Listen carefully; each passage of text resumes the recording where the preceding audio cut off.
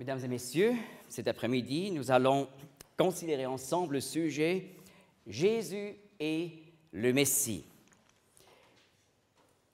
Il s'agit de la prophétie réalisée qui est, comme nous allons le voir, un sceau de Dieu sur la crédibilité de la Bible. N'est-ce pas? On peut se poser la question, Dieu est-il l'auteur de la Bible? Eh bien, la Bible nous l'explique bien. En 2 Timothée 3, verset 16, l'apôtre Paul dit « Toute écriture est inspirée de Dieu ». En 2 Pierre 1, verset 21, nous lisons « Car la prophétie de l'Écriture n'est jamais venue par la volonté de l'homme, mais de saints hommes de Dieu ont parlé, étant poussés par l'Esprit Saint. » Donc, la Bible, selon sa propre déclaration, n'est pas parole d'homme, mais parole de Dieu. Mais bien sûr, là, comme agnostique, comme critique, on peut dire, oui, mais le papier accepte toutes sortes de déclarations. Mais nous allons voir que la prophétie réalisée de la Bible est vraiment un sceau de Dieu sur la Bible. Alors, nous pouvons nous poser la question, Dieu est-il l'auteur de la Bible? Voyez ici d'abord l'axe du temps. Voilà le passé, le présent et le futur. Il est clair, nous pouvons, en ce qui concerne le passé et le présent, faire des déclarations fiables ou assez fiables. Mais lorsqu'il s'agit des déclarations fiables sur le lointain avenir, l'homme échoue lamentablement parce que nous sommes des créatures liées à l'espace et au temps. Un exemple pour illustrer ce fait. Voilà, Exposition universelle de 1893 à Chicago. À l'époque, des spécialistes, donc des experts en sociologie, expliquèrent à ce moment comment ils voyaient la vie 100 ans plus tard. Ils ont déclaré 1. Les hommes vivront jusqu'à 150 ans. Ensuite, les gouvernements seront de plus en plus simples parce que la vraie grandeur s'épanouit toujours dans le sens de la simplicité. 3. Les prisons seront inutiles. Et 4. Les divorces ne seront plus nécessaires. Et cela, ils n'ont pas dit parce qu'ils ont pensé on ne va plus avoir le courage de se marier, mais ils ont cru l'homme se développe et il va être capable de résoudre des difficultés entre hommes et femmes. Donc, les divorces ne seront plus nécessaires. Alors, c'était des scientifiques. Voyez, la science et la prophétie, ça ne marche pas. Le Dieu de la Bible n'est pas soumis au temps et à l'espace. C'est que l'Écriture nous déclare. N'est-ce pas? En Apocalypse 1, verset 4, Dieu est mentionné comme celui qui était, celui qui est et celui qui vient. C'est en quelque sorte une explication du nom hébreu de Dieu, Yahvé, qui veut dire celui qui a l'être en soi, donc l'éternel. Et voilà, c'est pour ça, en Jérémie 23, 24, nous lisons « N'est-ce pas moi qui remplis les cieux et la terre, dit l'Éternel » Donc, Dieu est, selon la Bible, omniprésent et en même temps, donc pas soumis à l'espace, et il est l'Éternel. Yahweh, ce qui veut dire celui qui est éternellement l'immuable. C'est pour ça, dans les Bibles françaises, on a mis normalement l'Éternel. 77 fois, 77 fois, on lit dans le livre du prophète Ézéchiel un refrain. « Et vous saurez que je suis l'Éternel, Yahweh. » Donc, il y a une prophétie. Et à la fin de la prophétie, Dieu ajoute, lorsque ces choses vont se réaliser, « Et vous saurez que je suis l'Éternel. » C'est un refrain avec des variations. Parfois, c'est « Et ils sauront que je suis l'Éternel. » Il y a encore d'autres variations. J'ai compté toutes les variations ensemble, ça donnait 77 fois. Donc cela nous montre que la prophétie accomplie est vraiment un bon moyen pour montrer que l'Éternel est l'auteur de la Bible, puisque lui seul est capable de dire avec une précision de 100% ce qui va venir, même dans l'avenir lointain.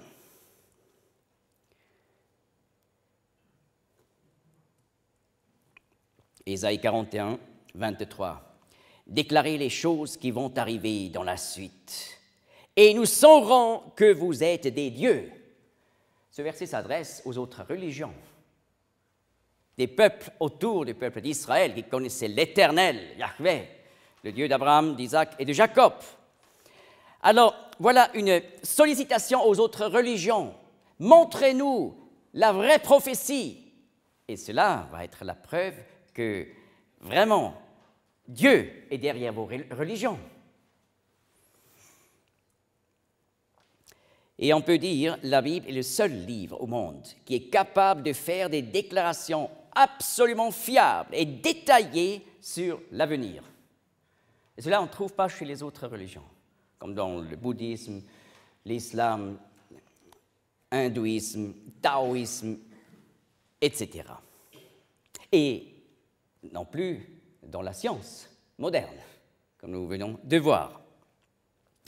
Donc, cela nous montre l'importance de la prophétie accomplie.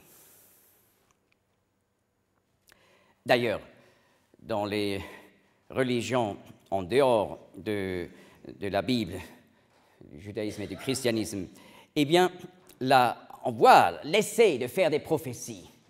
Par exemple, dans l'histoire, il y a cette anecdote d'un roi qui est allé vers l'oracle de Delphi pour demander si c'est bien de faire telle et telle guerre. Et il a demandé comment ça va finir si je vais en guerre. Alors il a reçu la réponse, « Tu vas détruire un royaume !» Il est allé faire la guerre, il a perdu. Il est revenu, n'est-ce pas? On n'accepte pas une telle prophétie comme ça. Il a dit, mais j'ai demandé et puis vous avez dit, tu vas détruire un royaume et maintenant j'ai perdu. Ils ont dit, mais on ne t'avait pas dit quel royaume tu vas détruire. Voilà, c'est une sorte de faire des prophéties qui ne sont pas des prophéties. Nous allons considérer la prophétie messianique. N'est-ce pas? On pourrait aussi voir la prophétie sur l'avenir des nations.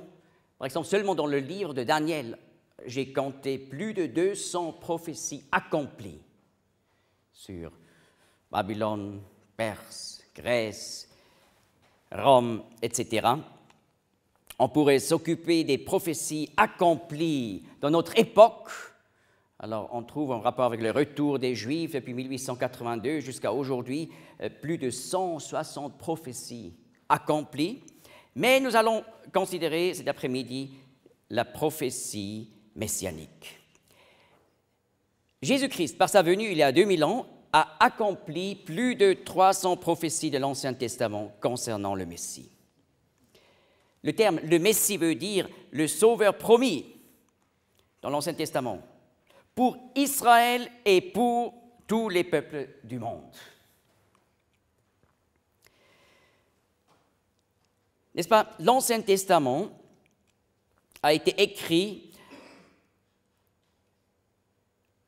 dans l'espace de 1200 ans. C'est une collection de 39 livres rédigés au cours, comme j'ai dit, de 1200 ans. Voilà, il y a environ une trentaine d'écrivains, des rois, des hommes d'État, des bergers, musiciens, etc. Le premier qui a écrit des livres bibliques, c'était Moïse, à l'époque de la sortie d'Égypte, 1600 avant Jésus-Christ. Et le dernier écrivain était Malachie, le prophète, qui a vécu vers 400 avant Jésus-Christ. Et voilà, entre deux, tant de prophètes qui ont annoncé, depuis Moïse jusqu'à Malachie, la venue du Messie pour Israël et le monde entier. Bien sûr, quelqu'un pourrait dire, oui, mais peut-être, ce n'est pas vrai que ces livres aient été écrits 400 ans ou même plus avant Jésus-Christ. Peut-être ce sont des écrits qu'on a écrits après la venue de Christ. Simplement, on a écrit comme si c'était de la prophétie. Aujourd'hui, on ne peut plus penser de telles critiques, car les manuscrits trouvés à Qumran, près de la mer Morte, sont un témoignage de manuscrits qui vont jusqu'au IIIe siècle avant Jésus-Christ.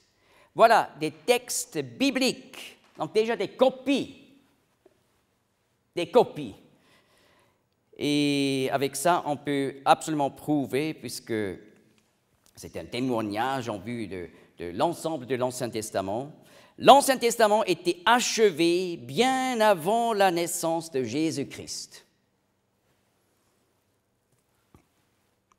En plus, l'existence de la traduction des Septante atteste également clairement, l'Ancien Testament était achevé bien avant la naissance de Jésus-Christ. N'est-ce pas? Vers 280 avant Jésus-Christ, on a commencé à traduire l'Ancien Testament en langue grecque. Cette traduction est appelée la traduction des Septante. Un roi égyptien voulait, selon la tradition, avoir aussi une copie pour la bibliothèque, la fameuse bibliothèque d'Alexandrie, puisqu'il n'y a plus cette bibliothèque de l'Antiquité. J'ai pris une photo en Alexandrie de la bibliothèque universitaire. Alors, l'existence de cette traduction qui date avant l'ère chrétienne ne permet pas que le texte hébreu, l'original, soit écrit seulement après la venue de Jésus-Christ, puisqu'on a déjà une traduction qui est plus vieille. L'Ancien Testament parle de deux façons du Messie promis. On a beaucoup de passages qui parlent du Messie souffrant, qui va venir et qui va être rejeté par la masse de son peuple, mais qui va mourir comme un sacrifice, le juste pour nous les injustes, afin de nous amener à Dieu. Et d'autres passages parlent du Messie régnant, du Messie triomphant, qui va venir comme juge du monde et va introduire la justice de Dieu dans ce monde de chaos. Voilà. Ces deux descriptions s'expliquent, comme j'ai déjà expliqué hier soir, par les deux apparitions du Messie. Une première fois, il devrait venir comme le Messie souffrant, et longtemps plus tard, à la fin des temps, c'est-à-dire à la fin de cette longue période entre la première et la deuxième venue de Christ, il va venir comme le Messie régnant. Et on peut distinguer déjà dans l'Ancien Testament ces deux apparitions par le fait que les prophètes ont annoncé, après la venue du Messie souffrant qui sera rejeté par la masse de son peuple, le peuple juif sera arraché de dessus sa terre et dispersé parmi toutes les nations du monde. Ce qui s'est réalisé, comme j'ai montré hier soir, depuis l'an 70 après Jésus-Christ. Mais en rapport avec le Messie régnant, déjà les prophètes de l'Ancien Testament ont parlé du retour des Juifs après cette longue période de dispersion. Ils vont retourner dans l'époque juste avant la venue du Messie régnant. Et puisque nous vivons dans cette époque où les Juifs retournent au pays des ancêtres, 3 millions depuis 1882, de tous les 5 continents, alors on peut dire nous sommes dans les derniers jours. Pas à la fin du monde, mais à la fin du temps, à la fin de cette grande période entre la première et la deuxième venue. Mais on s'est occupé hier soir de ce sujet des derniers jours, en rapport avec le retour dramatique des Juifs. Et maintenant, nous allons considérer la première venue, le Messie souffrant. Eh bien, nous allons considérer 50 prophéties accomplies de ces plus de 300 prophéties. La première prophétie, c'est la naissance à Bethléem. Michée 5, verset 2, écrit au 8e siècle avant Jésus-Christ. « Et toi, Bethléem Ephrata, bien que tu sois petite entre les milliers de Juda, de toi sortira pour moi celui qui doit dominer en Israël, et duquel les origines ont été d'ancienneté dès les jours d'éternité. » Eh bien, il était clair déjà dans l'Antiquité pour les Juifs que ce passage ici parle de la naissance du Messie. Par exemple, dans la traduction araméenne des grands rabbins d'autrefois, on appelle ça le Targum. Dans le Targum, de ce verset, il est même encore introduit le terme Meshicha, le Messie, ce qui rend clair que dans le judaïsme, on a bien compris, ce verset parle du Messie. D'ailleurs, si des Juifs orthodoxes encore aujourd'hui attendent la venue du Messie, ça pose un problème, puisque Bethléem, ce n'est absolument pas une ville juive aujourd'hui. C'est une ville sous la domination des Palestiniens. Et le Messie devrait être né à Bethléem. Il est déjà né il y a 2000 ans à Bethléem. Voilà Matthieu, un juif du 1er siècle, écrit dans le chapitre 2 de son livre. Et d'ailleurs, on a aujourd'hui même un manuscrit de Matthieu qui date du 1er siècle après Jésus-Christ. Donc, inutile pour les critiques de vouloir dire « oui, l'évangile de Matthieu, ce n'est pas de Matthieu, ça a été écrit plus tard ». Non, on a donc une bonne référence à l'authenticité de l'évangile de Matthieu. Et là, nous lisons au chapitre 2, « Or, après que Jésus fut né à Bethléem de Judée, au jour du roi Hérode, voici des mages de l'Orient arrivèrent à Jérusalem, disant « Où est le roi des Juifs qui a été mis au monde ?» Il faut que j'explique encore, si on utilise ici le témoignage du Nouveau Testament comme référence de l'accomplissement. Le Nouveau Testament a été rédigé entre 30 et 98 après Jésus-Christ. Aujourd'hui, nous avons à peu près 5700 manuscrits grecs du Nouveau Testament.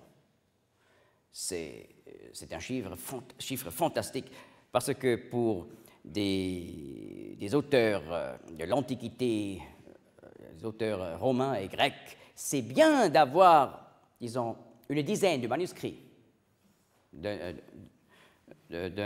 écrit de Jules César ou de Platon, etc. Mais pour le Nouveau Testament, 5700 manuscrits grecs. N'est-ce pas, lorsque nous avons lu à l'école des lettres de Cicéron, aucun élève avait des doutes qu'on lit vraiment du Cicéron. Lorsqu'on a discuté du Nouveau Testament, C'est tout à fait différent. Mais vous voyez, donc pour les textes antiques des Romains et des Grecs, on se met sur une base très petite, mais pour le Nouveau Testament, c'est absolument le contraire. C'est un phénomène. En plus, par exemple, le manuscrit appelé P46, c'est un ensemble des épîtres de Paul, épîtres aux Hébreux inclus. Ce manuscrit a été daté il y a quelques années, soigneusement par un Coréen, savant coréen, il s'appelle Kim, et il a dû conclure, ce manuscrit a été écrit entre 75 et 100 après Jésus-Christ. Donc, avec une bonne partie du Nouveau Testament, du 1er siècle. Alors, avec ça, on peut montrer tous ces pensées. Le Nouveau Testament a été rédigé au IVe siècle. Et impossible. C'était la même Bible, comme après.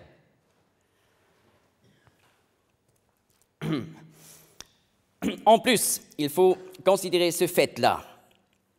Les évangiles, l'évangile de Matthieu, mais bien sûr aussi de Jean, de Luc et de Marc, étaient des écrits publiés à l'époque où il y avait encore les témoins oculaires.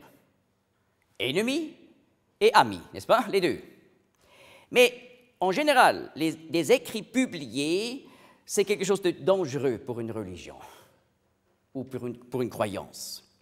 C'est une zone d'attaque pour l'adversaire. Si quelque chose avait été historiquement inexact dans le Nouveau Testament, on aurait pu attaquer le christianisme sur ce point. Mais le combat fut persécution physique. Vous pouvez voir dans le Talmud, dans les écrits rabbiniques de l'Antiquité, on n'argumente jamais contre le christianisme. Nous savons exactement que Jésus n'était pas né à Bethléem, mais à tel endroit. Jamais vous trouvez ces arguments-là. Même lorsqu'il s'agit des miracles, il nie pas la réalité des miracles. C'est plutôt la question d'où venait la force des miracles. Mais les miracles, comme tels, n'étaient pas mis en question. Ça, c'est un argument très important pour voir que ces écrits tiennent comme des témoignages crédibles. À l'an 135 après Jésus-Christ, c'était après que le César Hadrien a abattu la deuxième révolte des Juifs.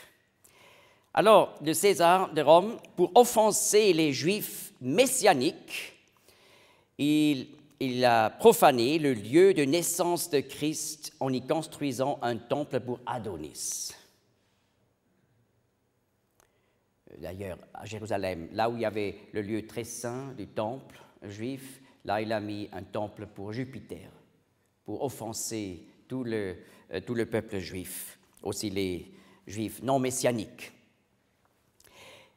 etc. Mais 330 après Jésus-Christ, l'église de la Nativité a été construite sur l'endroit de ce temple d'Adrien par l'empereur Constantin. Et au VIe siècle, on avait fait une reconstruction par l'empereur Justinien I. Vous la voyez ici, cette église de la Nativité à Bethléem. Mais je montre ces faits-là simplement pour montrer. Vers 135, les Juifs messianiques savaient encore où était cette caverne de bergers à Bethléem où Jésus-Christ est né. Et cela veut dire qu'encore aujourd'hui, le lieu exact à Bethléem est connu.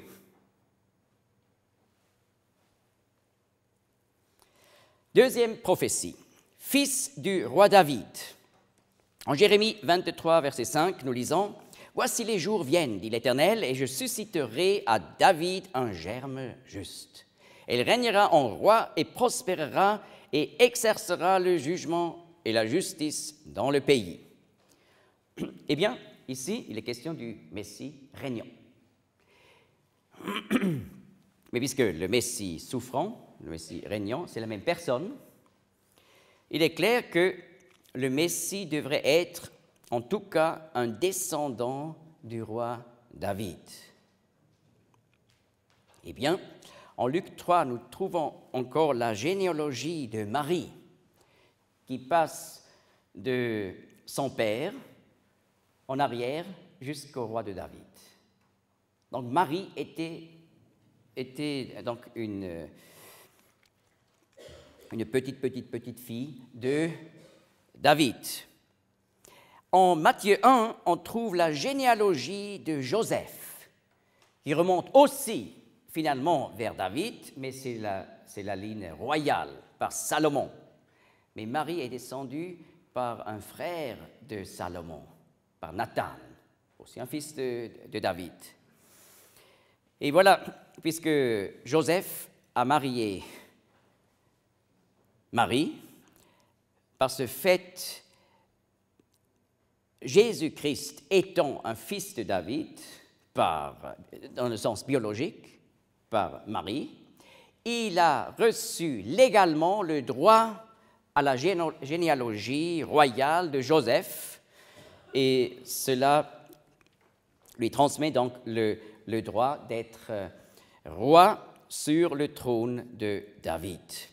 Et il faut savoir, jusqu'à l'an 70, c'était normal qu'en principe, chaque juif avait sa généalogie à Jérusalem, dans un archive.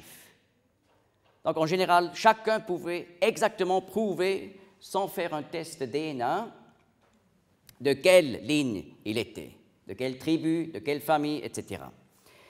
Alors, lorsque Jésus-Christ est devenu connu dans le pays, on a tout de suite, comme c'était normal, contrôlé aussi sa généalogie. Et c'était clair, il était un descendant de David. C'est pour ça que les gens l'ont appelé dans les évangiles à plusieurs reprises. Il est constaté, les gens l'appellent fils de David, Ben David. Mais à l'an 70, lorsque les Romains ont détruit Jérusalem et le temple, cet archive a été brûlé. C'est pour ça, normalement, aujourd'hui, un juif ne peut plus donner avec précision sa descendance. Il y a des exceptions. Il y a encore même des familles qui avaient une tradition familiale, qui savent qu'ils sont encore de la maison de David. Ça existe. Et les Juifs qui portent le nom de Cohen, sacrificateur, savent qu'ils sont de la ligne d'Aaron. Mais en général, personne ne peut montrer vraiment la ligne exacte. Mais jusqu'à l'an 70, c'était possible, et c'est pour ça, ça a été publié aussi par l'évangile de Luc, Jésus-Christ est un fils du roi David.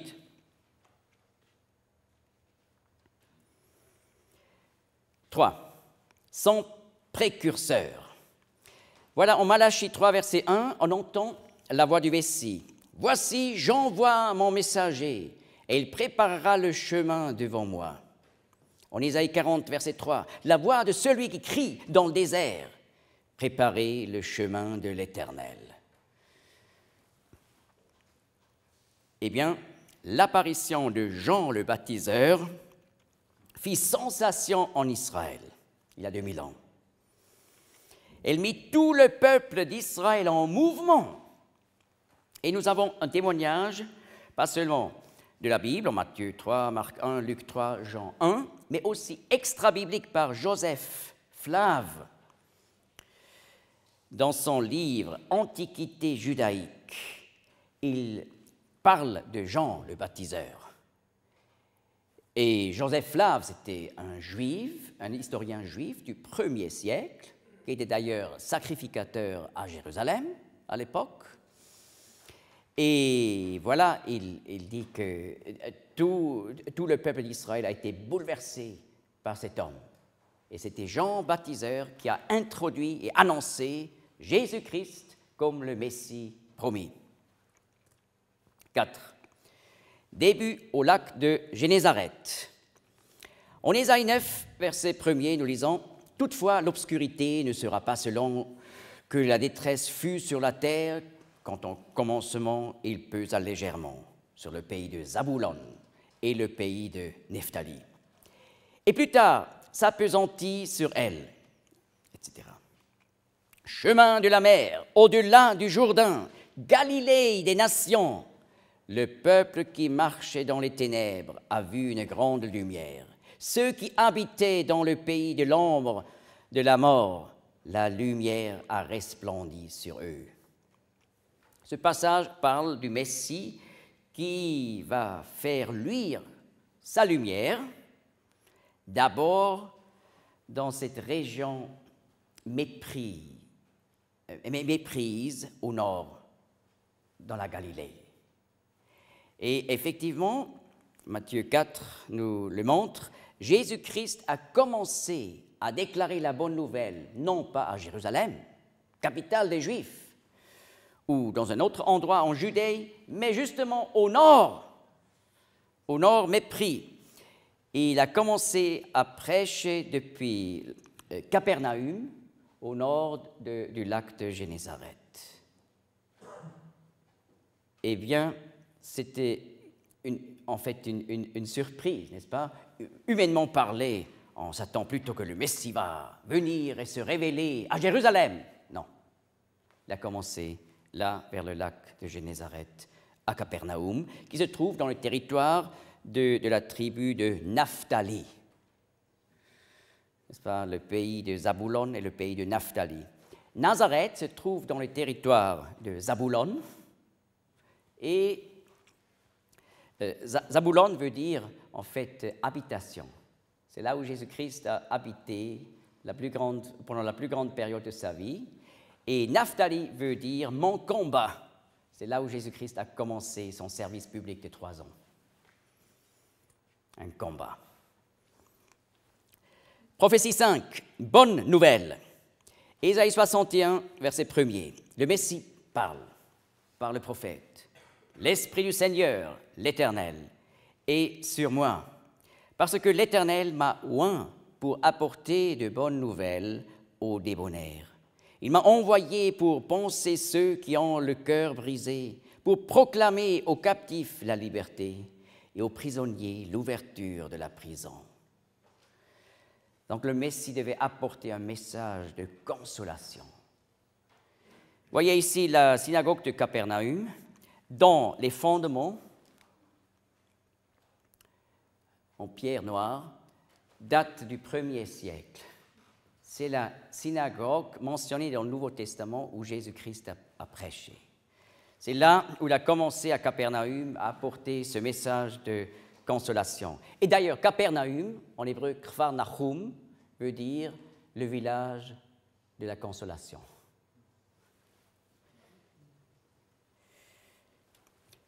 Ensuite, guérison miraculeuse. Ésaïe 35, verset 4. Voici votre Dieu. La vengeance vient, la rétribution de Dieu. Lui-même viendra et vous sauvera. Alors, les yeux des aveugles s'ouvriront et les oreilles des sourds seront ouvertes. Alors le boiteux sautera comme le cerf et la langue du muet chantera de joie. Voilà le témoignage dans les 4 évangiles des miracles du Seigneur Jésus. Des miracles toujours parfaits. Donc Jésus-Christ n'a pas guéri et après quelque temps les gens étaient de nouveau malades ou c'était seulement par enthousiasme une soirée. Non. C'était des vrais miracles.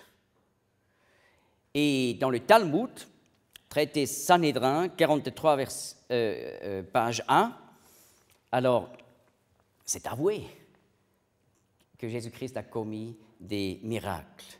Mais là, les ennemis disent il a fait de la magie. Donc il aurait fait les miracles par l'aide de Satan. Mais c'est exactement ce que vous lisez aussi en Matthieu 12, où les pharisiens s'opposent aux miracles du Seigneur Jésus, tout en sachant que ça vient de Dieu. Ils disent ça vient de Belzéboub, le prince des démons, de Satan. dans le livre Justin Martyr, dialogue avec Tryphon, 69. Alors là, il y a aussi une discussion avec un juif non-croyant, mais il ne met pas en question les miracles. On trouve encore un témoignage chez Origène contre Kelsum, 1, 28. Également, on voit que dans le judaïsme, ce n'était pas le fait des miracles qui était mis en question. 7. Visite au temple. En Malachie 3, verset 1er, nous lisons « Et le Seigneur que vous cherchez viendra soudain à son temple, dit l'Éternel des armées. » Donc on savait, à l'époque de Malachie, période du deuxième temple, le Messie va venir et il va venir soudain à son temple. Le problème pour les Juifs orthodoxes depuis l'an 70 jusqu'à aujourd'hui, c'est le suivant. Depuis l'an 70 après Jésus-Christ, il n'y a plus de temple jusqu'à aujourd'hui. Donc le Messie devait apparaître avant 70 après Jésus-Christ. En tout cas pas dans la période de 70 jusqu'à 2010. Parce qu'il ne pourrait pas venir vers le temple. Et Jésus-Christ est venu quelques années avant la destruction du deuxième temple, 70 après Jésus-Christ. Et Jésus-Christ alla régulièrement au temple. Et la première fois, il a été amené un peu plus qu'un mois après la naissance, où Marie a dû apporter un sacrifice pour soi-même, un sacrifice de purification après l'enfantement. Et voilà, là, la première fois, le Messie est soudain venu au temple. 8. Entrée à Jérusalem. Zacharie 9, verset 9 dit « Réjouis-toi avec transport, fille de Sion. Pousse des cris de joie, fille de Jérusalem. Voici ton roi vient à toi. Il est juste et ayant le salut, humble et monté sur un âne et sur un poulain, le petit d'une ânesse. » Eh bien, Matthieu 21, et dans les passages parallèles des évangiles, on trouve la description de cette journée des rameaux. Donc, quelques jours avant la crucifixion, Jésus-Christ est entré depuis le mont des Oliviers à Jérusalem sur un âne. Et le peuple, la masse, l'a salué avec le verset pris du psaume 118 qui était là justement pour saluer le Messie à sa venue. Baruch haba b'shem Adonai, ce qui veut dire bienvenue celui qui vient au nom du Seigneur.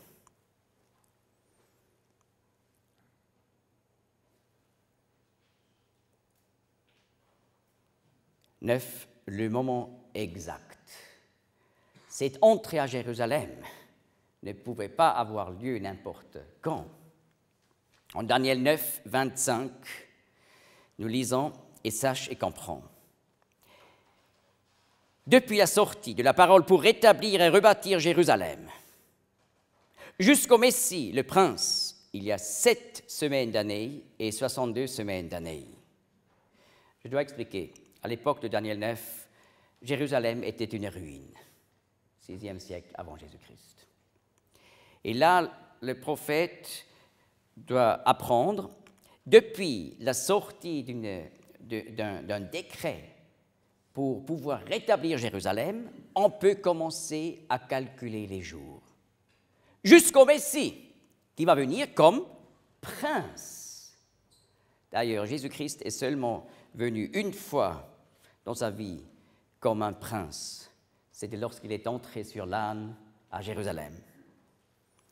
Alors, entre ces deux moments, décret pour rétablir Jérusalem jusqu'au Messie, le prince, il y a 7 et 62, ça fait 69 semaines d'années. Eh bien, je dois expliquer. Une semaine d'année, en hébreu Shavua, c'est une unité de 7 années. Et les années prophétiques dans la Bible sont toujours des années de 360 jours. N'est-ce pas, le calendrier juif, depuis l'Antiquité, est une combinaison de l'année lunaire. Les mois sont des mois lunaires, qui commencent avec la première apparition de la Lune. Mais le calendrier des fêtes est lié à l'année d'agriculture. Donc, c'était une mixture de l'année lunaire et l'année solaire. Et qu'est-ce qui est au milieu de ces deux années? C'est 360. Donc, les années prophétiques, 360 jours. Alors, on peut calculer les 69 semaines d'année ainsi. 69 fois 7 fois 360 jours, cela fait 173 880 jours. Et nous savons le moment où un roi perse, Artaxerxès, avait donné la permission pour reconstruire Jérusalem. C'était à l'an 445 avant Jésus-Christ. C'est décrit en Néhémie 2. Même le mois est mentionné. Nissan, c'est mars-avril dans notre calendrier. Et nous savons, quand Jésus-Christ est entré comme roi à Jérusalem, c'était aussi au mois de Nissan, le mois de la Pâque, n'est-ce pas? Mars-avril, mais 32 après Jésus-Christ, n'est-ce pas? Il est dit en Luc 3 que Jésus-Christ a commencé son service public en la 15e année de l'empereur Tibère. Et vous pouvez voir dans un lexique, Tibère a commencé à régner 14 après Jésus-Christ. 14 et 15, 29. Le service public de Jésus-Christ a duré 3 ans, selon Luc 13, c'est 6 à 9. Ça nous apporte à l'an 32. Et vous pouvez exactement placer entre ces deux dates les 173 880 jours. Jésus est le Messie et nous pouvons le prouver. Ainsi, on comprend comment on peut dire, en Acte 9, il est dit que Paul, il a prouvé aux Juifs que Jésus est le Messie. Apollos, en Acte 18, il a prouvé aux Juifs à Corinthe que Jésus est le Messie. Et 2 fois, le terme « prouver » est utilisé. 10. Rejet du Messie. Ésaïe 53, verset 3. « Il est méprisé et délaissé des hommes, homme de douleur, et sachant ce que c'est que la langueur, et comme quelqu'un de qui on cache sa face. Il est méprisé et nous n'avons eu pour lui aucune estime. » Et il faut que j'ajoute que dans la littérature rabbinique, on a tant de témoignages que les rabbins de l'Antiquité ont compris que Ésaïe 53 parle du Messie. Donc ce n'est pas une interprétation des chrétiens après les événements, mais dans le judaïsme, c'est clair, Ésaïe 53 parle du Messie. En Ésaïe 49, verset 7, il est même dit « Ainsi dit l'Éternel, à celui que l'homme méprise, à celui que la nation abhorre, le Messie rejeté. » N'est-ce pas? Ce n'est pas une prophétie qu'on aurait pu écrire parce qu'il y a une certaine chance que le peuple d'Israël va rejeter le Messie lorsqu'il va venir. Non, au contraire. Le Messie, c'était l'espérance d'Israël. On s'attendait que le Messie vienne. Ah voilà, il est venu. Il a été rejeté par la masse. Voilà, c'était prophétisé. Mais cela allait contre tout calcul intellectuel, n'est-ce pas? 11. Transfert pour la condamnation. Ésaïe 53, verset 7, « Il a été maltraité et affligé, et il n'a pas ouvert sa bouche. Il a été amené comme un agneau à l'abattoir. Il a été comme une brebis muette devant ceux qui l'attendent. et il n'a pas ouvert sa bouche. Voilà, on a pris Jésus-Christ à Gethsémane, vers la montagne des Oliviers, et ensuite, finalement, il a été amené au portique royal, siège du Sanhédrin, la cour suprême d'Israël, qui se trouvait exactement ici, à cet emplacement. Là, dans ce coin, Jésus-Christ a été condamné par le souverain sacrificateur Caïphe. Mais Jésus-Christ n'a pas résisté. Il a été amené comme un agneau à l'abattoir. Il a arrêté à donner des arguments. Et même lorsqu'on a avancé des faux témoignages, le Seigneur n'a plus rien dit. Et ainsi, il a littéralement accompli Ésaïe 53. Psaume 35, verset 11, le Messie parle prophétiquement. « Des témoins violents se lèvent. Ils m'ont rendu le mal pour le bien. » Et vous pouvez voir la description du procès de Jésus dans l'évangile de Matthieu, chapitre 26. Donc, d'un témoin oculaire du 1er siècle. Et voilà, il y avait des faux témoins qui ont avancé des faux témoignages contre Jésus-Christ. 13. Mauvais traitement. Ésaïe 50, verset 6, décrit ce qui s'est passé devant Pilate, pense Pilate. « J'ai donné mon dos à ceux qui frappaient et mes joues à ceux qui arrachaient le poil. Je n'ai pas caché ma face à l'opprobre et au crachat. Mais le Seigneur, l'Éternel, m'aidera. C'est pourquoi je ne serai pas confondu. » Vers la porte de Jaffa, aujourd'hui, c'était le siège de Ponce Pilate.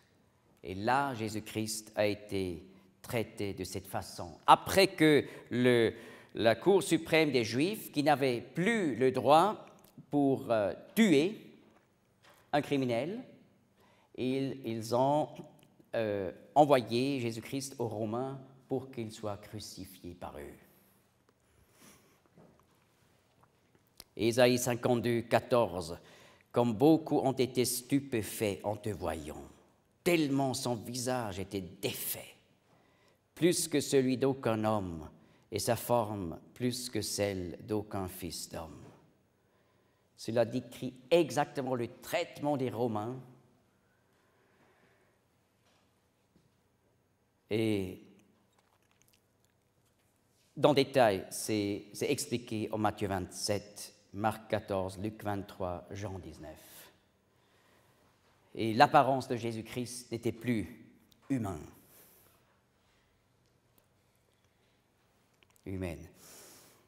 Psaume 129, verset 3, « Des laboureurs ont labouré mon dos, et ils y ont tracé leur long sillon. » N'est-ce pas? Les évangiles expliquent comme Ponce Pilate a laissé battre Jésus-Christ. Mais lorsqu'on sait comment les Romains ont fait cela, alors on réalise que ce traitement souvent a tout de suite mené à la mort, avant la crucifixion. Et ici, vous voyez un esclave battu en Amérique. Vous voyez ce dos? Ça explique exactement le verset du psaume. « Des laboureurs ont labouré mon dos. Ils y ont tracé leur long sillon. » Terrible. 14. Crucifiement du Messie. Dans le psaume 22, nous avons un témoignage du roi David de la mort du Messie, écrit à peu près 1000 ans avant Jésus-Christ. David ne décrit pas ses propres expériences, mais il décrit comme prophète la mort de son descendant, le Messie. Psaume 22, verset 16. « Une assemblée de méchants m'a entouré, ils ont percé mes mains et mes pieds. Je compterai tous mes os. » Eh bien, le crucifiement avec des clous était inconnu à l'époque de David. Seulement des siècles plus tard, on trouve ça en Perse, ensuite chez les Grecs, et eux, les Grecs, l'ont transmis aux Romains. Mais c'est déjà décrit prophétiquement par David. 15. Dénudation. Bien sûr, en Israël, c'était une dénudation limitée, parce que les Juifs orthodoxes n'auraient jamais accepté une dénudation complète. Mais en Psaume 22, verset 16, nous lisons « Une assemblée de méchants m'a entouré, ils ont percé mes mains et mes pieds. Je compterai tous mes os. » Alors si vous portez une chemise, n'est-ce pas, on ne peut pas compter tous les os. Mais le Seigneur dit « Je compterai tous mes os. » 16. Articulation déjointe. Aujourd'hui, on peut bien expliquer que comme suite d'une crucifixion, ça a comme conséquence que les articulations sont déjointes. Eh bien, dans le psaume 22, 14, nous lisons « Je suis répandu comme de l'eau, et tous mes os se déjoignent. Mon cœur est comme de la cire, il est fondu au-dedans de mes entrailles. » Donc, les articulations se luxaient sous le propre poids du crucifié. 17. Sueur. Je suis répandu comme de l'eau. N'est-ce pas la chaleur du soleil d'Orient faisait ruisseler la sueur du crucifié? Oh, c'est une conséquence de tous ces tourments corporels. 18. Soif des crucifiés. On peut expliquer par la médecine moderne pourquoi, dans de telles circonstances de douleur, on ressent une soif terrible. Mais sous le soleil oriental, encore plus, et le psaume 22, 15 dit « Ma vigueur est desséchée comme un thé, et ma langue est attachée à mon palais, et tu m'as mis dans la poussière de la mort. » 19. Drogue pour atténuer les douleurs. Dans le psaume prophétique 69, 21, le Messie dit « Ils ont mis du poison dans ma nourriture, et dans ma soif, ils m'ont abreuvé de vinaigre. » Eh bien, parfois, les soldats romains, par compassion, ils ont donné aux crucifiés à boire, mélangé avec des drogues pour justement atténuer les douleurs. Et dans Matthieu 27, on lit de ce fait que les soldats ont voulu donner quelque chose à Jésus-Christ et lorsqu'il a senti qu'il y a quelque chose dedans, il n'a pas pris. Jésus-Christ voulait être le sacrifice, l'agneau de Dieu, et voulait porter le jugement de Dieu sur nos péchés sans une aide pour atténuer les douleurs. Et vous voyez, le psaume ne dit pas qu'il aurait pris cela, seulement ils ont mis du poison dans ma nourriture. Mais ensuite il est dit, et dans ma soif, ils m'ont abreuvé de vinaigre. Eh bien, 20, vinaigre pour étancher la soif.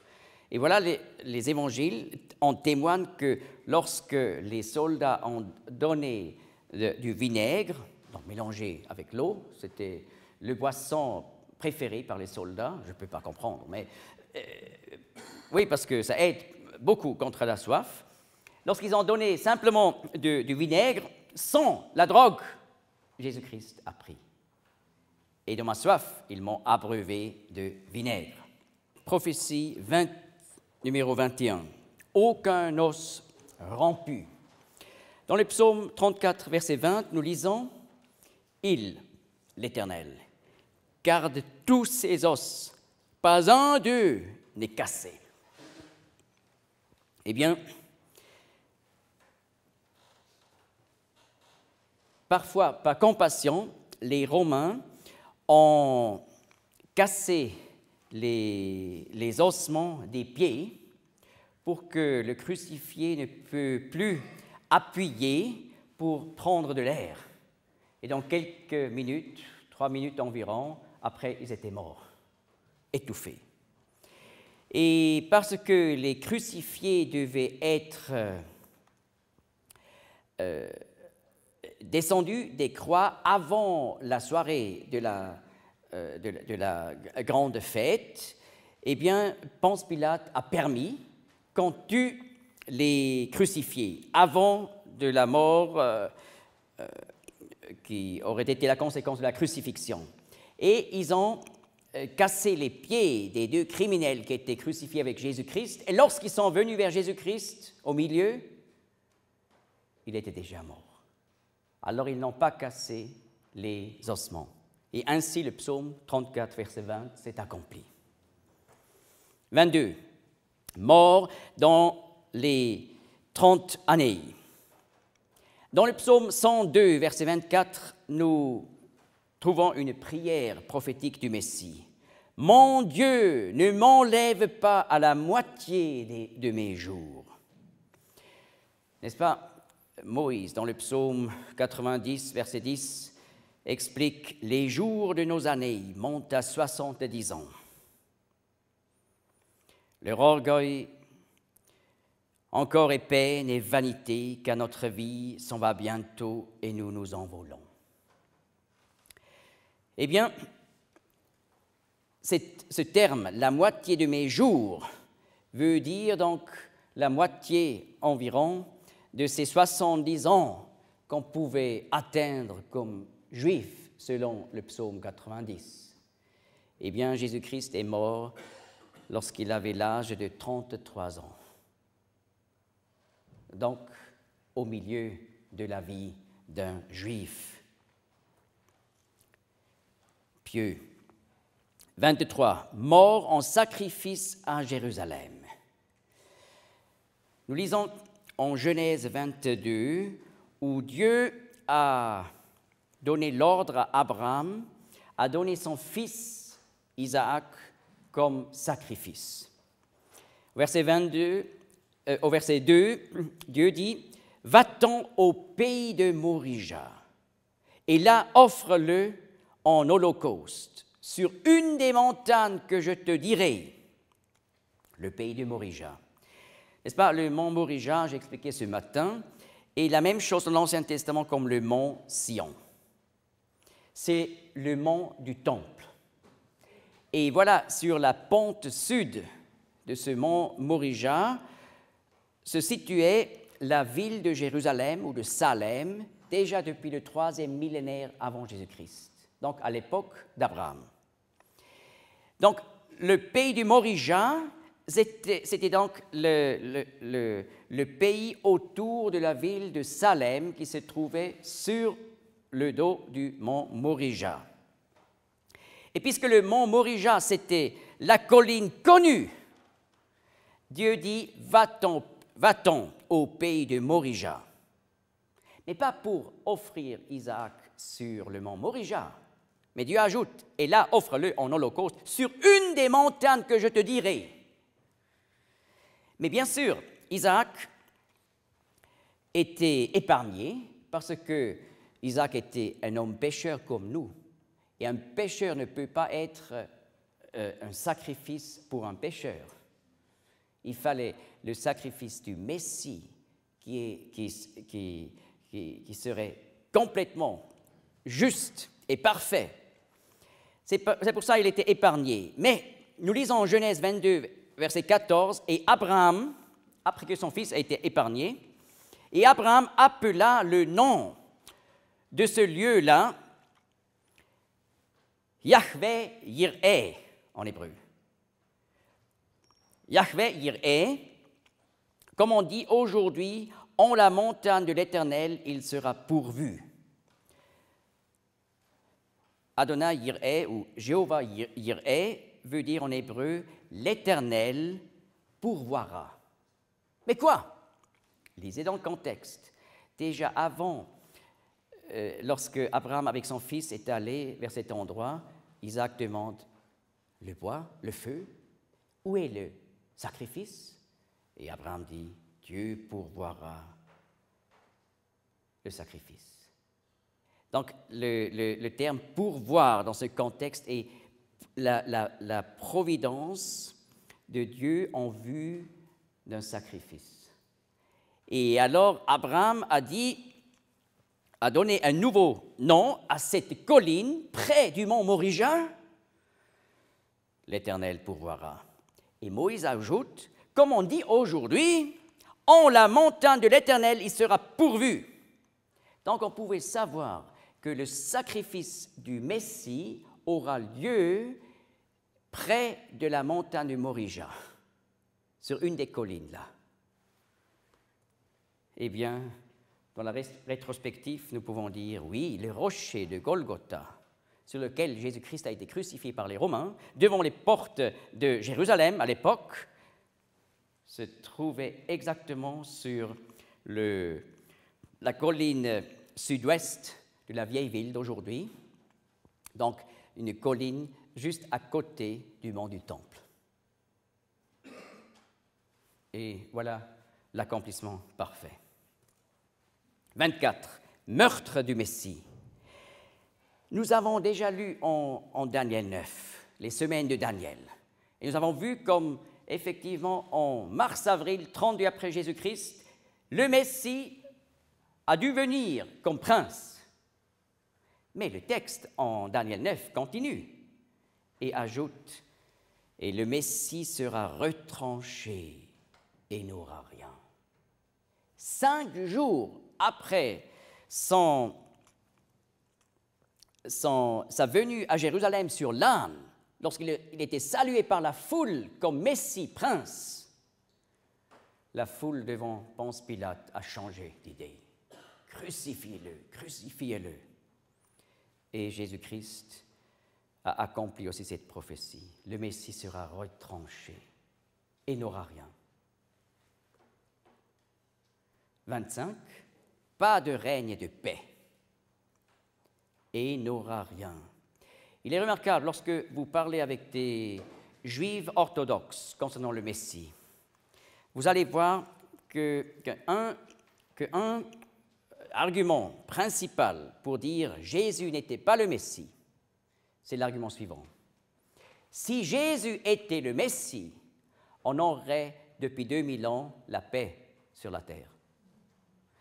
Eh bien, un jour, j'ai parlé avec un Juif orthodoxe, près d'ici d'ailleurs, et il avance cet argument.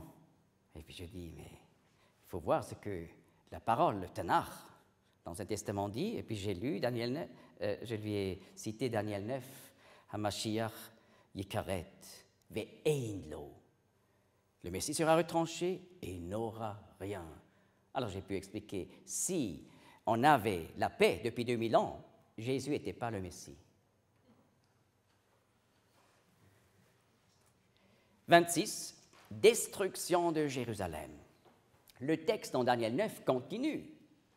Nous avons calculé les jours du Messie jusqu'à sa venue. Ensuite, il sera retranché, n'aura rien. Mais le texte continue. Et le peuple du prince qui viendra détruira la ville et le lieu saint. Eh bien, Daniel savait à l'époque, oui, un jour, le décret va sortir pour rebâtir Jérusalem.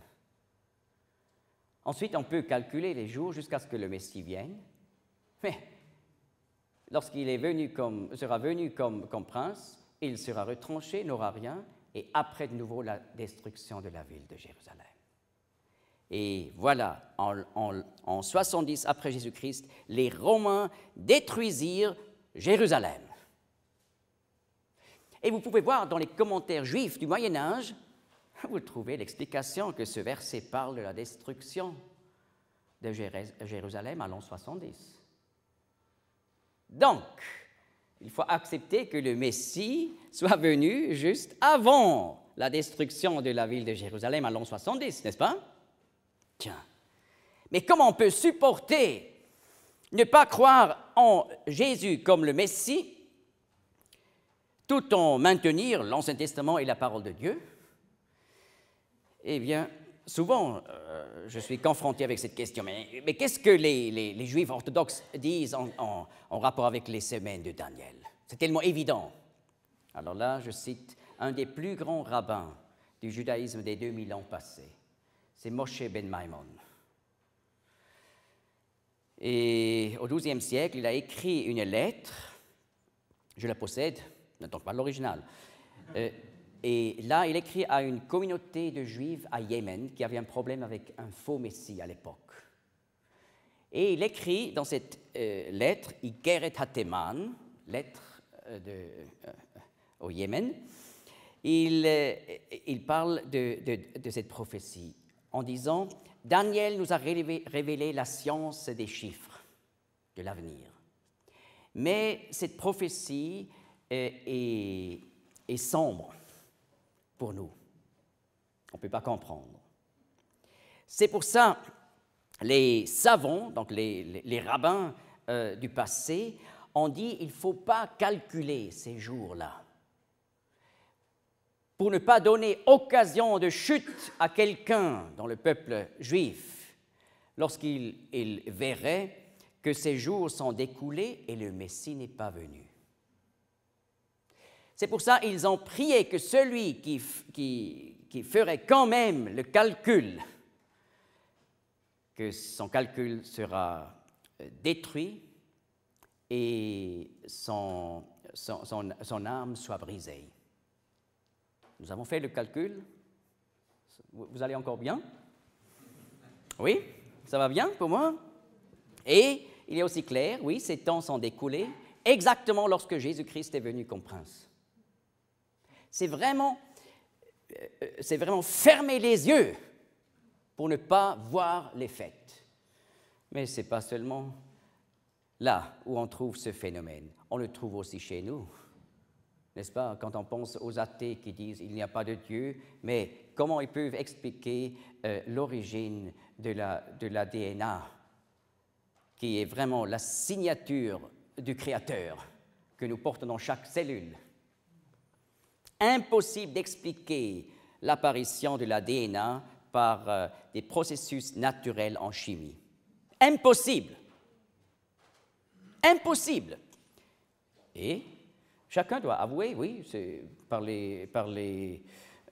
quand on veut faire ça par des expériments, c'est impossible de le produire, et quand même, il ne veut pas croire en Dieu. C'est la même chose. 27. Destruction du temple. Daniel 9 ne dit pas seulement le peuple du prince qui viendra détruire la ville, mais aussi et le lieu saint. Donc, Daniel, qui a vécu à l'époque de la destruction du temple de Salomon, premier temple, devait prophétiser après la mort du Messie, le deuxième temple sera aussi détruit. Et voilà, en l'an 70 après Jésus-Christ, les Romains détruisirent le second temple. Et depuis, le temple n'a plus été reconstruit. Et en plus,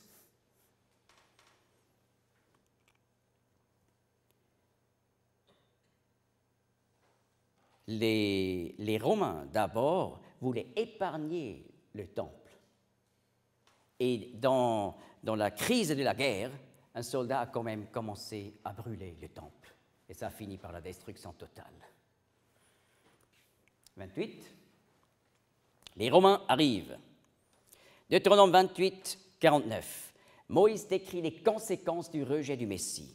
L'Éternel amènera contre toi de loin, du bout de la terre, une nation semblable à l'aigle qui vole, une nation dont tu n'entends pas la langue. De loin, du bout de la terre. Alors, vous savez comme l'Afrique, l'Asie et l'Europe sont liées ensemble. Et les Romains étaient vraiment du bout de la terre, venant de l'Europe.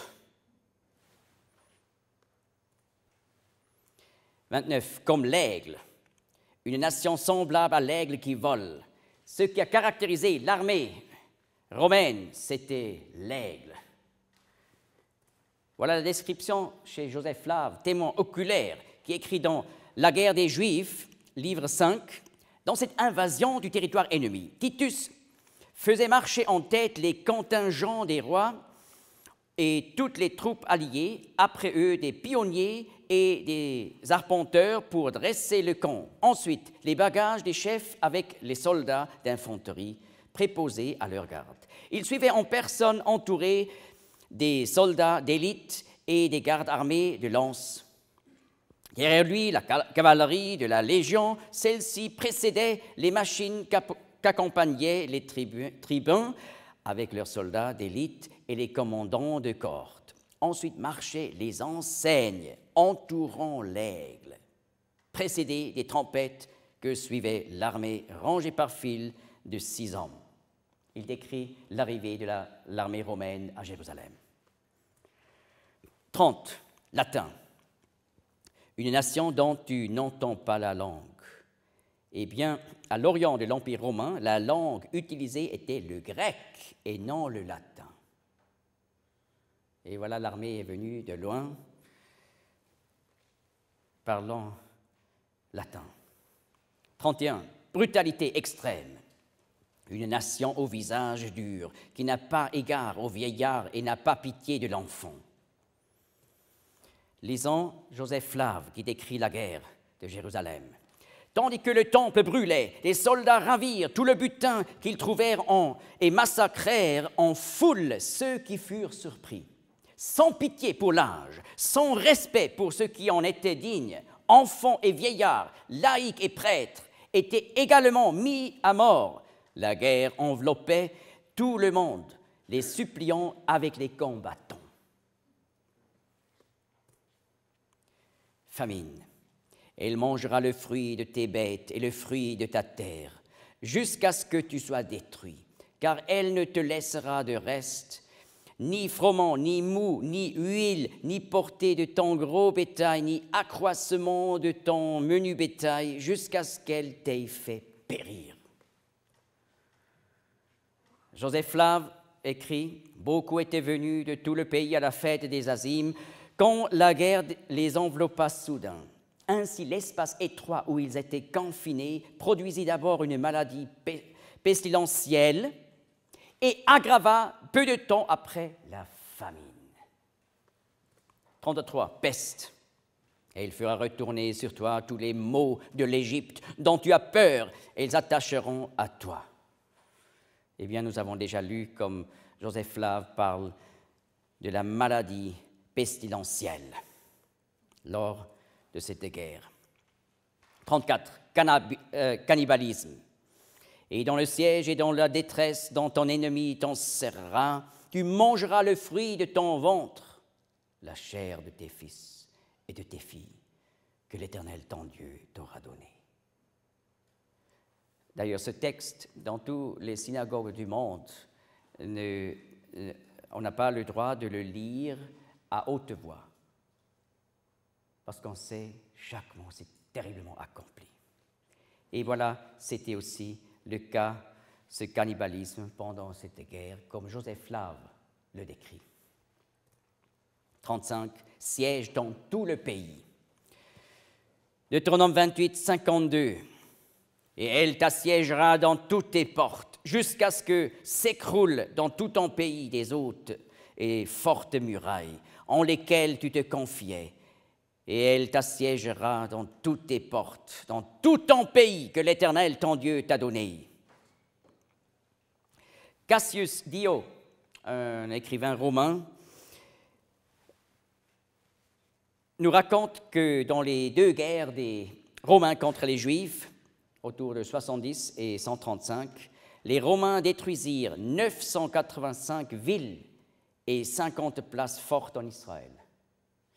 Donc, à l'an 70, les Romains ont détruit Jérusalem avec plus d'1 million de morts. Mais ensuite, il y avait encore d'autres lieux de forteresses. Mais la dernière, c'était Masada, que les Juifs pouvaient encore tenir contre les Romains. Et à l'an 73 après Jésus-Christ, Masada finalement tombe.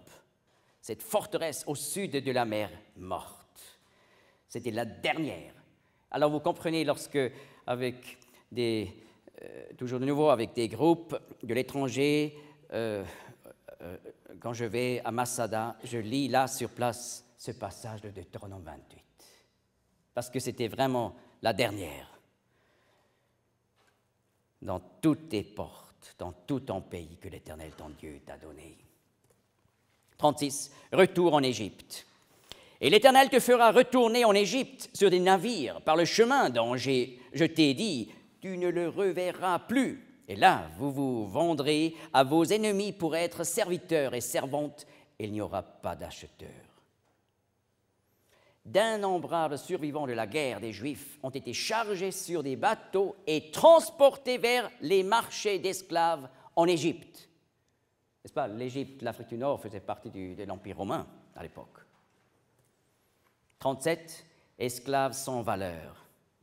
Nous avons lu pour être serviteurs et servantes, et il n'y aura pas d'acheteurs. Très vite, l'offre dépassa la demande, et les esclaves n'eurent plus aucune valeur.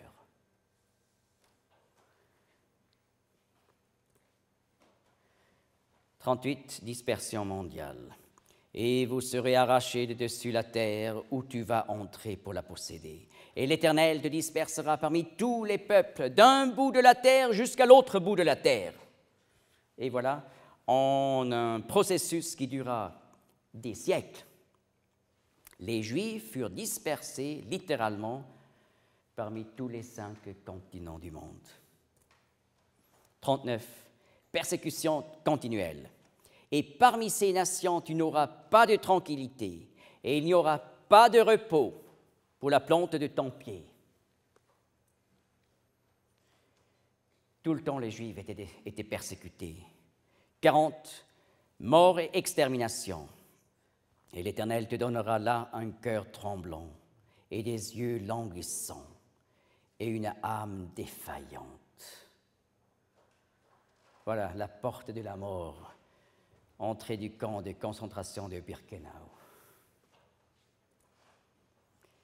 Aucune sécurité, et ta vie sera en suspens devant toi, et tu seras dans l'effroi nuit et jour, et tu ne seras pas sûr de ta vie.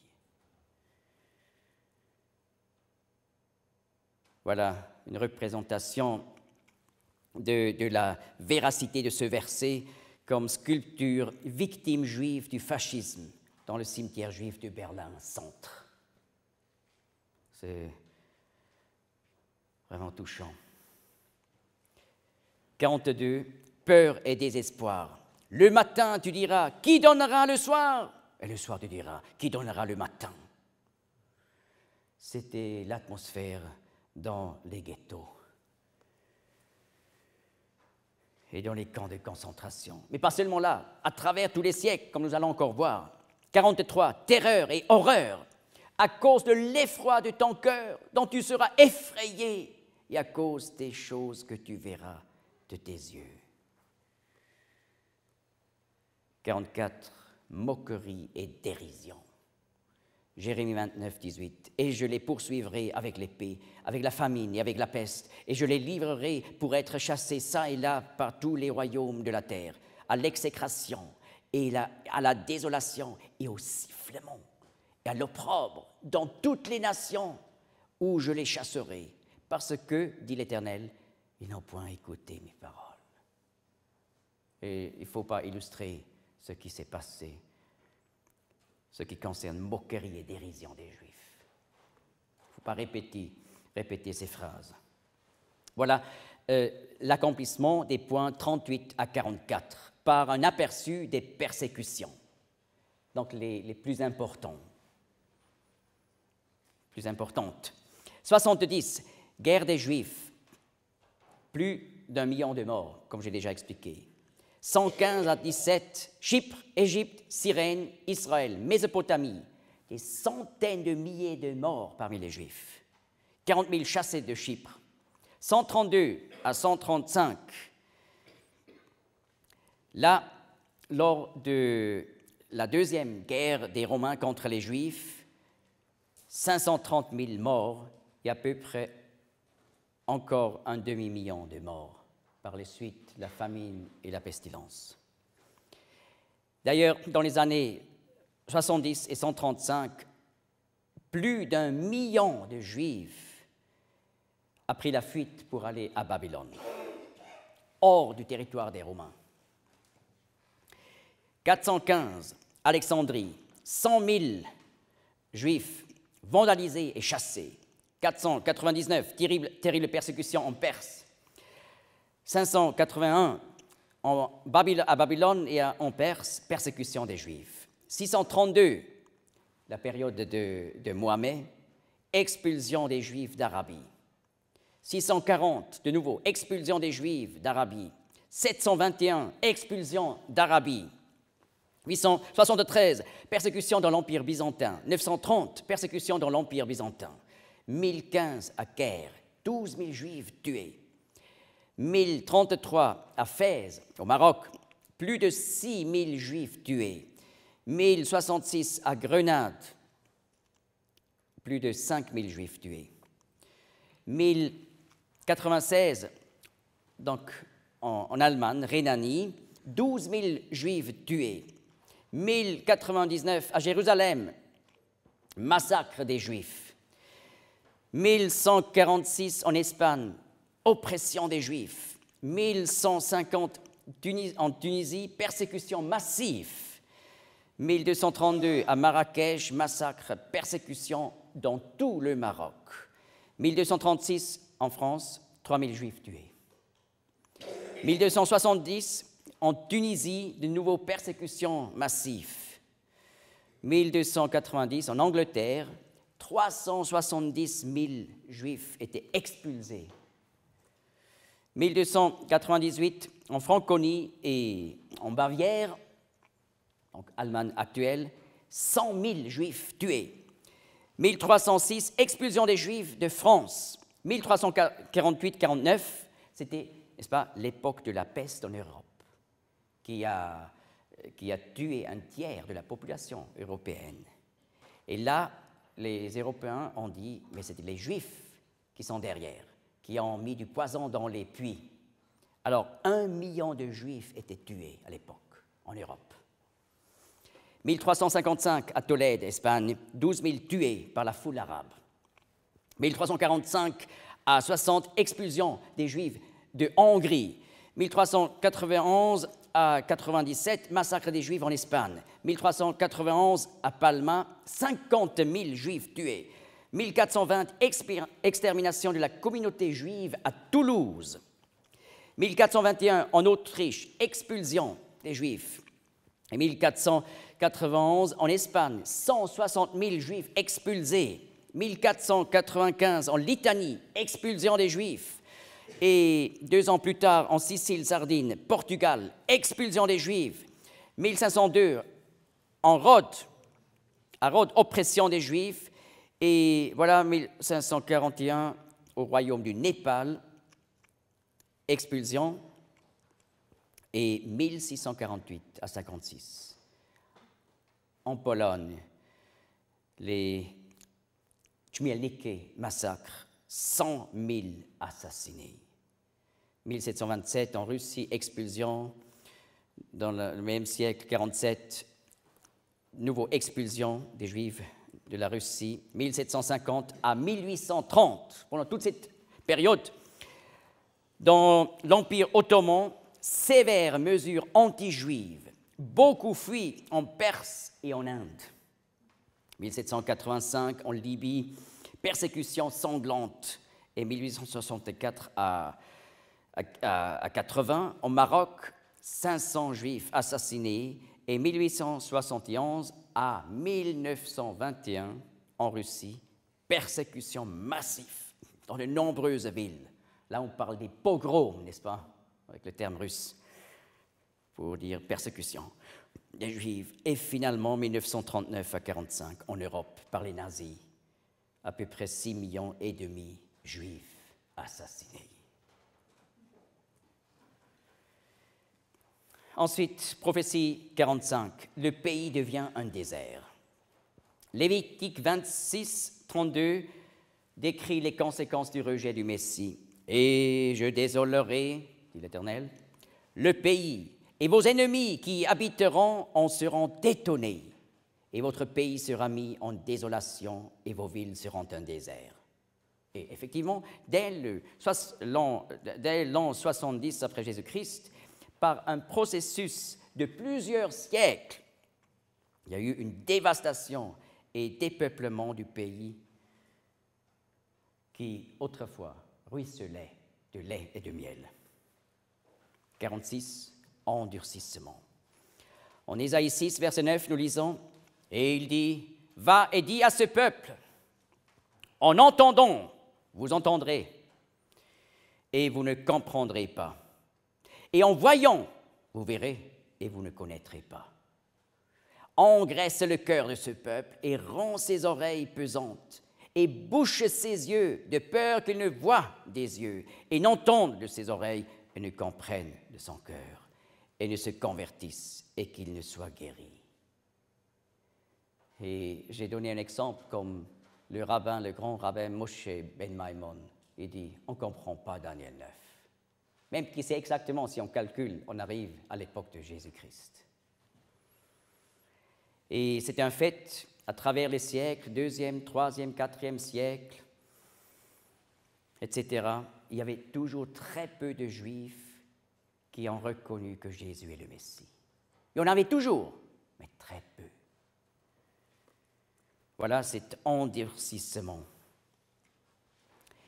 Mais en même temps, 47, le Messie pour les non-juifs, car dans le même livre, Ésaïe 49, nous lisons, « Et moi j'ai dit, le Messie parle, j'ai travaillé en vain, j'ai consumé ma force pour le néant et en vain. » N'est-ce pas, puisque la masse l'avait rejeté. Toutefois, mon jugement est par devers l'Éternel et mon œuvre par devers mon Dieu. Et il me dit, je te donnerai aussi pour être une lumière des nations, pour être mon salut jusqu'au bout de la terre. Et c'est un fait. Depuis le 1er siècle, la bonne nouvelle de Jésus-Christ a été annoncée aux nations non-juives sur les 5 continents du monde, et des millions ont réalisé Jésus-Christ est le Sauveur, envoyé pour Israël et pour tous les peuples. Et des millions à travers les siècles ont reconnu « Je suis un pécheur devant Dieu. J'ai transgressé les commandements de Dieu et je peux être pardonné parce que Jésus-Christ, le Messie souffrant, est mort à ma place. Il a porté le jugement de Dieu pendant les heures sombres à la croix. Il a porté le jugement de Dieu que j'ai mérité pour l'éternité. Et maintenant, Dieu peut me pardonner parce que j'ai confessé mes péchés personnels dans la prière à Dieu. 48. Permanence d'une population résiduelle. Je reviens en Ésaïe 6, qui parle de cet aveuglement d'une grande partie du peuple juif. Et là, au verset 11, « Et je dis, jusqu'à quand, Seigneur ?» Donc, cet endurcissement. Et il dit, « Jusqu'à ce que les villes soient dévastées, de sorte qu'il n'y ait pas d'habitants, et les maisons, de sorte qu'il n'y ait pas d'hommes, et que le sol soit réduit en entière désolation, et que l'Éternel en ait éloigné les hommes, et que la solitude soit grande au milieu du pays. » Donc, le pays d'Israël sera dépeuplé. Et pendant cette période, il y a l'endurcissement du peuple juif. Et je continue. « Mais il y aura là encore un 10e, et il sera de nouveau brouté, comme le térébinthe et le chêne, dont le tronc reste. Quand ils sont abattus, la semence sainte en sera le tronc. » Donc, lorsqu'il y aura encore un 10e, c'est encore trop. Ça va réduire encore plus. Mais il y aura toujours un reste, comme si on coupe un arbre, il reste dans le sol, le tronc, qui est l'espérance pour l'avenir, qu'il va repousser, n'est-ce pas? Et voilà, et il y avait, pendant les 2000 ans passés, toujours un reste de Juifs qui a vécu dans le pays. Donc, même que la masse a été dispersée dans le monde entier, il y avait toujours le lien direct du peuple juif avec leur terre. Ça, c'est important pour ceux qui disent wow, « les Juifs, qu'est-ce qu'ils cherchent là en Palestine ?» Ils étaient toujours liés avec leur terre. Donc il y avait toujours ce tronc. Et voilà, le point le plus faible était au début du 19e siècle. Là, il y avait encore 5000 Juifs. C'était vraiment le point tout en bas dans la vallée. 5000. Et dans le même siècle, depuis 1882, ont commencé les vagues d'immigration de nouveau. Et depuis le 19e siècle, on constate un réveil parmi les Juifs. Depuis, comme jamais autrefois, des Juifs ont commencé à se convertir et reconnaître que Jésus est le Messie. Mais c'est clair, les prophéties messianiques. C'est clair, les semaines de Daniel, c'est clair. Et les rabbins ont déjà expliqué, ça parle du Messie, Ésaïe 53, Psaume 22, Daniel 9, ça parle de l'époque du 1er siècle. Et aujourd'hui, au moins 400 000 Juifs, surtout au Canada et aux États-Unis, sont des vrais croyants qui croient en Jésus-Christ, le Fils de Dieu, le Messie, qui est Dieu et homme en une personne. Ça, on n'a jamais vu depuis le 1er siècle. 49, longtemps sans État. Osée 3, verset 4. Car les fils d'Israël resteront beaucoup de jours sans roi et sans prince et sans sacrifice. Ensuite, les fils d'Israël retourneront, c'est-à-dire au pays des ancêtres, et rechercheront l'Éternel, leur Dieu, et David, leur roi, et se tourneront avec crainte vers l'Éternel et vers sa bonté à la fin des jours. Voilà une description merveilleuse de cette période sans État de 70 à 1948. Beaucoup de jours sans roi et sans prince. Mais la Bible ne dit pas éternellement, n'est-ce pas? Lorsque la Bible parle des peines éternelles, ça veut dire éternel. Et lorsque la Bible dit beaucoup de jours, c'est beaucoup de jours. Et ensuite, après cette période, ils vont retourner au pays et ce sera à la fin des jours. C'est la fin des temps, le retour des Juifs. Donc, la fin de cette longue période entre la première et la deuxième venue du Messie. Et voilà, point 50. Vous êtes contents, n'est-ce pas, qu'on ne va pas continuer à 300. Sans sacrifice. Eh bien, le texte l'a clairement dit, car les fils d'Israël resteront beaucoup de jours sans roi et sans prince et sans sacrifice. D'ailleurs, écrit au 8e siècle, avant Jésus-Christ. C'est remarquable. Sans sacrifice. Et voilà, le judaïsme n'a plus son temple depuis 70 jusqu'à aujourd'hui. Et parce que la Bible dit en Deutéronome qu'on peut seulement apporter des sacrifices au temple juif, qui doit être planté à Jérusalem, selon l'Ancien Testament, on n'a plus pu offrir des sacrifices d'animaux. Donc, ça s'est accompli, beaucoup de jours sans sacrifice. Mais là, de nouveau, le texte ne dit pas éternellement sans sacrifice, mais beaucoup de jours.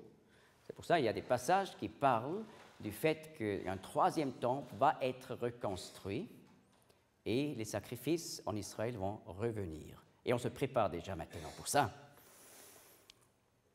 Et je finis par Deutéronome 28, 45, où Dieu ajoute à cette prophétie remarquable que nous venons d'étudier ensemble, « Et toutes ces malédictions viendront sur toi et te poursuivront et t'atteindront jusqu'à ce que tu sois détruit, parce que tu n'as pas écouté la voix de l'Éternel, ton Dieu, pour garder ses commandements et ses statuts qu'il t'a commandés. Et ils seront sur toi et sur ta semence à toujours, comme un signe et comme un prodige. » Un signe? La persécution des Juifs du passé, un signe. Pour qui? Eh bien, un signe pour toutes les autres nations. Car la Bible nous dit, si nous recevons le Seigneur Jésus comme notre Sauveur, nous recevons la vie éternelle de la part de Dieu. Mais si nous rejetons le Seigneur Jésus comme Sauveur, eh bien, là, nous devons subir les peines éternelles. Eh bien là, un athée dit, je ne crois pas à l'enfer, je ne crois pas à ces peines éternelles. Au Moyen-Âge, c'était possible, mais pas en temps moderne.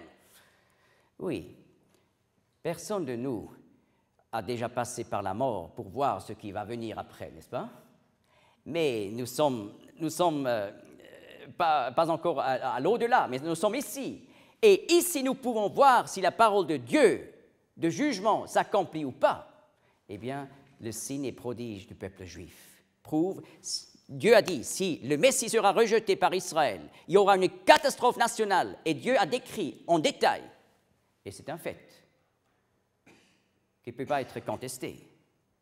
Donc, c'est la preuve, c'est un signe pour tous les autres peuples, ne rejetez jamais le Sauveur, car il y aura des conséquences éternelles. Et voilà, en Deutéronome 30, Moïse dit, regarde, j'ai mis aujourd'hui devant toi la vie et le bonheur, et la mort et le malheur. Choisis la vie afin que tu vives. Et le Nouveau Testament va plus loin. Ici, il s'agissait de la vie et du bonheur d'ici, sur terre. Mais le Nouveau Testament nous parle de la vie éternelle et du bonheur éternel et de la mort, du malheur éternel. Et Dieu ne dit pas « choisis ce que tu voudrais ». Non, Dieu dit comme un impératif « choisis la vie afin que tu vives ». Donc Dieu nous commande à recevoir le Seigneur Jésus, le Messie souffrant, recevoir le sacrifice de Christ pour être sauvé, pour recevoir la vie éternelle. Ce n'est pas simplement un choix. Oui, je veux ou je ne veux pas. Dieu dit, choisis la vie. C'est un commandement. Jean 3,16. Car Dieu a tant aimé le monde qu'il a donné son Fils unique, afin que quiconque croit en lui ne périsse pas, mais qu'il ait la vie éternelle. Alors nous devons choisir. Nous sommes devant le choix de bénédiction et malédiction, mais Dieu dit, choisis la bénédiction éternelle. Il faut venir dans la prière sincère devant Dieu. Il faut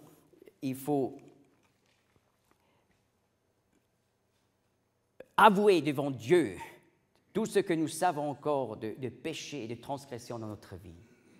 Si possible, pardon, et remercier Dieu qu'il a envoyé son Fils unique pour mourir à notre place. Et ainsi, la parole nous dit, afin que quiconque croit en lui ne périsse pas, mais qu'il ait la vie éternelle. Car le Messie, Jésus est le Messie pour Israël et pour tous les peuples du monde. Actes des Apôtres, 4, verset 12. Et il n'y a de salut en aucun autre, car il n'y a point d'autre nom sous le ciel qui soit donné parmi les hommes par lequel il nous faut être sauvés. Ce n'est pas par lequel nous pouvons être sauvés. Il nous faut être sauvés. Dieu veut notre salut. Et si nous le rejetons ou si nous passons dessus, eh bien, nous serons perdus. Mais Dieu dira un jour, toi, tu n'as pas voulu. Parce que la volonté de Dieu, c'est notre bonheur et notre bénédiction éternelle par Jésus-Christ, le Messie. Et ce n'est pas une idéologie, ce n'est pas simplement une croyance aveugle. Nous pouvons prouver que Jésus est le Messie.